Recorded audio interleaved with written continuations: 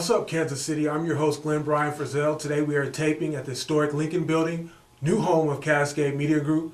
Today's special guest is Mr. Ulysses Clayborn, who's a managing member of Clayborn and Associates, a real estate law firm specializing in housing development. How are you doing? Doing great. That's wonderful. I told myself today is going to be an education session for me today, but I have no problem branching out. I like to learn about all different types of subjects, and housing development and real estate in the Kansas City area I think is an interesting subject for both myself and our viewers. When we outlined this interview, we talked about common features that exist when you're going to research a development project, regardless of the size of the project, regardless of how much the project costs. Can you tell us some more of the common features that exist in the development proposal or project? Absolutely, be happy to. Depending on really, when you develop, you go outside, look out your window. Everything that you're looking at is real estate. Yeah, all that real estate has to be transferred. It can be sold, conveyed, leased, divided into life estates. So in order to develop a project, you need a developer, and a developer with certain skills and access to resources. So irrespective of what you're going to develop, that person has to be able to, first of all, be able to establish that there is a market for the project that you are going to develop, say it's a commercial project or it's a housing development, that there's a market for that type of project. That person will also be able to, has to go out and have some preliminary environmental work done to make sure that the property is environmentally sound, that there's an appraisal, and has to have access to capital. He has to be able to identify where you're going to get the money to develop this, and how much is this thing going to cost. Be able to run the pro formas and be able to establish that, hey, it's going to take $10 million to do this project. It's going to take $20 million to do this project. And these are the avenues or resources that are available. And then with respect to, and there's always a gap, there's something that's, say curbs, gutters, infrastructure that the bank really doesn't want to finance because they can't really put a mortgage on it. But that's the developer is going to have to come up with that money to fill that gap or some other gap, right? So the developer also puts together his team. And that team consists of the developer, of course, the contractor, architect, accountant, title company, and attorney. It sounds exciting. Well, it can be. I think, sometimes you're pushing a lot of paper, but it's very gratifying when you see something coming out of the ground, and then a few months, a year later, you actually have a development. Be patient is not something that will sprout up overnight. Can you tell us a little bit, what's the difference between commercial development and the housing development in which your firm specializes in? Well, commercial development, depending on retail, retail development, businesses, offices, that kind of thing. But housing, multifamily housing can be commercial, is considered commercial. But more when people consider commercial, they're thinking about retail or office retail. Office or retail. Yeah, or mixed developments, right? Mixed use developments, which might include office, retail, and housing. Okay. Right? Okay. And so you want to get the right mix, and someone's got to be able to walk out and see this area and say, what's needed here is this, and if we build it and we do it the right way, they'll come. And that's because you're looking, then you have to do it, right? In order to do it, what do you need? You need the team, and you need resources. I'm envisioning a team sitting around a round table planning here. Now, you're an attorney. Can you tell us the role that you provide in terms of assistance with the development proposal? Well, yeah. Once the developer has identified resources, he's either going to get, there's only two places to get, two types of resources. Either it's loan or it's equity. Loan or equity. Is there one that has advantage over the other? Well, no. I mean, if you get, equity is great because you don't have to pay it back. And but there's always a price to pay for either one of them, right? There is a price to pay. Yes, and there's no free lunch, but the loan, you go to your lenders, the lender says, we will loan you the money, but of course, there's only a certain amount that they're gonna loan. They're not gonna loan you 100% because there might be a problem with the project, and they wanna have some equity in the deal, skin in the game, as they would say. So then you wanna have your equity, which might be from your own pockets. If you can self-finance, fantastic. If you can go and contact investors, who are willing to put money in and hopefully get their return, you've worked out a deal with them, and it's clear and understanding that they're within a certain period of time they're going to be repaid their equity, so that can either way there's something to be paid, but either it's loan or it's equity, and you can finance housing developments like we do. We'll do market rate, which this is just a straight out money deal, and the housing, the rents are at market rate, Right. whatever the market bears. We can also help finance some of our developers get what we call tax credits, which they can then sell to corporations who need to reduce their tax liability, and the corporation will give them, in exchange for the credits, they will buy the credits for a certain amount, and that's money that comes in as equity.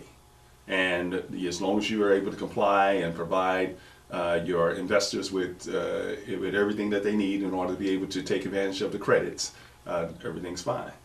There are other resources. Everybody's heard of TIF, tax increment financing, and how it works. You've heard of new market tax credits, which is for commercial development, but it's another credit program where you sell or you have an investor that purchases the credits in exchange for money, and that money then can be utilized as part of the funds necessary to do your development. But whatever it is, you look at your pro forma, the developer is prepared, and you figure out how much it's going to take, and the sources and the uses have to balance. Right. Sources and uses have to balance out. Can you tell us a little bit about the due diligence? I know you mentioned that in terms of the attorney development role. How does that play in? Absolutely. The due diligence comes in the sense that the lender or the investors have a certain number of things that they want to see, and that so that they know that this project is a go. They want to know that, as we talked about, that the environmental is clean, the survey is right, the title is clean, there aren't any encumbrances on the title, and that not only do you own it, you own the land, but there aren't any encumbrances like mortgages or there's some federal tax lien or anything like that, cleaning all that up, right? And not on the Indian burial ground. Oh, wouldn't that just be something to clean up? But it happens, and you dig out there, and the next thing you know, you hit some artifacts, and you got to stop digging because certain things have to be determined whether you can continue on or what does it take to preserve those and move forward. But hopefully that's a very unusual circumstance, but it happens.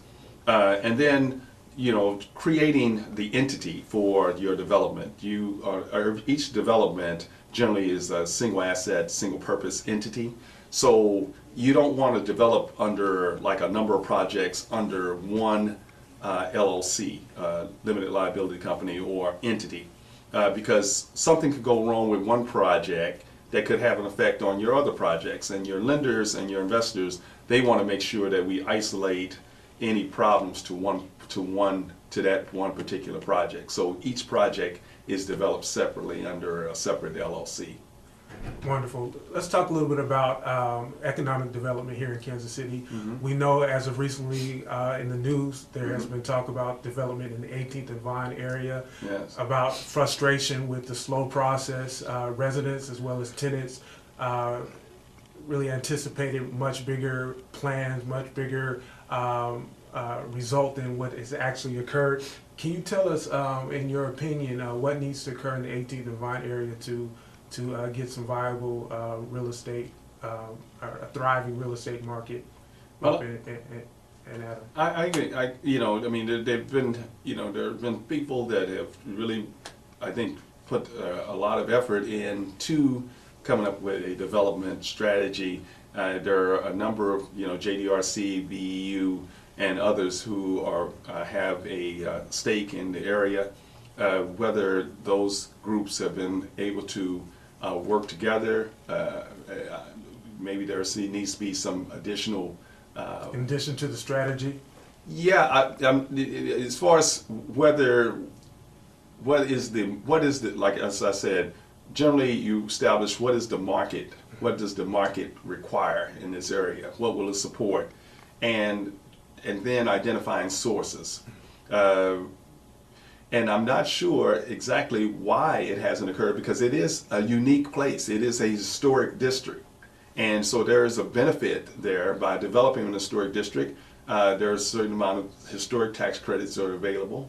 There are certain additional resources that can be obtained, but they would, I'm sure these folks are BEU and JDRC and others have been working very hard, but it's just not been able to happen. Now, I've been encouraged because I've heard some good things about what is going to happen in the future. And I hear that they are now pulling some things together and looking at some of the sources that are available, additional resources. And so I'm hopefully that we'll be seeing something in the future for 18th and Vine. Part of me, when you said development strategy, I just get the picture of us using the media to gather positive support and positive attention around this particular issue. That we are frustrated with the slow process that it's taking, but us, Cascade Media Group, and other tenants, we're here, we are doing positive things, and takeoff can really occur if you get the right developer and the right liaison to help the process. Absolutely. I look at Postie Cards, which is right up the street here on 18th, and it is a manufacturer of business cards, like greeting cards, and also calendars. And it is an employer, and they basically they have obtained their financing for their new development, which is a LEED Platinum project. And part of their development was with new market tax credits, which provided some of the resources available to allow them to expand their development. And so you have, I think about the housing that's here, namely the Centennials or the Jazz District Lofts, those developments that have provided newer housing in the area. And then you start looking at what's going on in the city not very far from here, in Beacon Hill, and seeing how that's starting to really gain some ground, some synergy. And so, what the plans now with the UMKC's plans for campus development, looking for anchors, and also the idea of a big box grocery store. And you start pulling those pieces together, you get a synergy going, and the next thing you know, you got substantial development. You mentioned employee development, housing, anchors, grocery store. Compared to other major cities, this is a type of development that will help Kansas City really not recover, but be a prime player in the real estate development market. Yeah, I think that as you restore areas, helping the growth of our city. Yes. As you improve areas that have needed some assistance, and those areas can become self-sustaining, and the next thing the more you do that, you are improving the overall city. It doesn't really benefit to allow portions of cities to lay fallow and no development, and resources aren't being directed. But that has to be done in a strategic way in order to make sure that those resources can be best used, right? I look at when you drive down Blue Parkway and you cross Cleveland, and right there where Swope Comprehensive Health Center is, and their Swope's 4001 building, and then their their shopping center area there. The grocery, the Burger King. Yeah, well, I look at it, and you can drive other places around the city, and you'll see development grocery stores, but I don't think they're any better than that. But the question is, how do you get a investor to say, okay, I'm going to commit to that area. And I think it's just a matter of just being able to make the case that looking at the numbers work. The numbers work as far as people that put automobile traffic, rooftops, and trying to establish that we can meet those goals that that developers have as far as how do we know that we'll have the numbers of people to come. But people are skeptical sometimes about development in the city. I look at what was called the Glover Plan, and which is the Home Depot and the Costco. It took a long time to get that going. People were skeptical about it, but look at it now, you know. And so sometimes you have to educate people that some of their fears may be unfounded. We definitely appreciate the education lesson here. Can you tell us a little bit about yourself? I understand that you're from St. Louis. When we were talking earlier, you told me that you went to school, BA, is it DePaul University? DePaul in Greencastle, Indiana. I always have to say that because people think, oh, DePaul in Chicago. No, it's in Greencastle, Indiana. So I went to school there, graduated, and with a degree in political science, came to law school at the University of Missouri in Kansas City, graduated from there, and then also went and obtained a master's in taxation at Washington University in St. Louis. And that I wanted to do that because I wanted to better understand some of the tax aspects of development. What motivated you, being from Vashon High School, Donny Hathaway, big Donny Hathaway fan, St. Louis, what motivated you to get into developing? Was it something in your neighborhood, someone perhaps told you this would be a great career field to invest time and energy in? No, I think I wanted to do something that I felt would help, maybe make a difference. It wasn't an area that I saw a lot of African Americans in, although I've been gratified and seen a lot more lately. I just came back from a conference, a New Market Tax Credit Conference in San Diego last week, and it was great seeing so many African Americans and people of color. Although we still have a long way to go, but that's just to be a participant in development. And I think about my uncle, who was a mason, who used to had such great pride when he would point to a building, and he was a bricklayer, but he would say, hey, I built that, and I think as a kid I always thought that was pretty nice, so. Yeah, then I got my first job working for HUD as a closing attorney, closing loans, HUD loans, and then went from there. That's awesome. That's awesome. You have a real feel for housing development, and you bring your unique talents to Kansas City. Earlier we talked about the common features that exist regardless of the housing project being developed or the cost of the development project.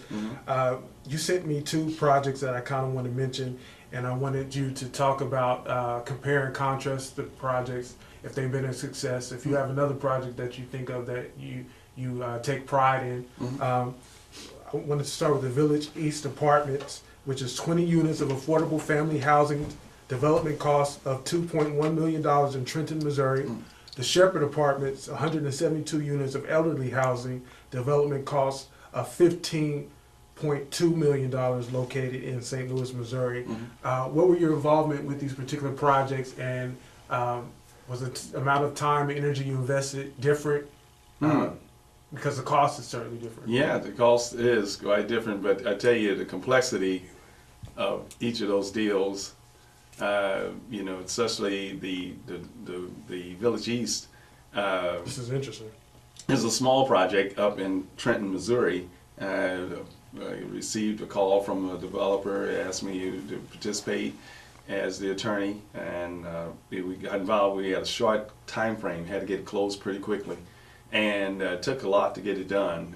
We were involved with rural development, which is out of the Department of Agriculture. They had the initial mortgage on it, so we had to get that subordinated. Just a number of things that we had to coordinate, but we were able to get it done. And I tell you, it was one of the things in a small city, Trenton, a small town. They were able to turn things around because they didn't have sometimes the government bureaucracy that and a process that we have in Kansas City. Sometimes the process, I think it's great, the process, but they were able to do some things because they they were smaller, and we were able to kind of get some things done. They weren't And- beholden to a government institution or system. Yeah, it just basically the council was able to call a special meeting, and we were able to get it done. So that was it. And the Shepherd Apartments in St. Louis, 172 units. I think the great thing about that is that that project is right on 2800 Martin Luther King Drive, and it's going to be. What basically the developer did is that he took some units that were small efficiency units, and he combined them in order to create more bedroom, one-bedroom units. And although that reduced the number of units that were available, it turned out that each unit became a much better unit that could be offered, marketed better, and also it's just turned out to be a much better project. Also, is it multi-level with Yeah, it's 3 stories. 3 stories? All right, Mr. Ulysses Clayborn, I have to say the nickname before we wrap up here. Deke, do you Yes. have any final words for anyone maybe interested in real estate development or wants to know more about your work? How can they contact you? Well, if you know, if you want to work in development, that's we've talked about the things that you need in order to become a developer. If you don't have those things, and you don't have the access to the resources to do a development, then join forces with a developer. Maybe and that might have certain resources that you may not have yourself.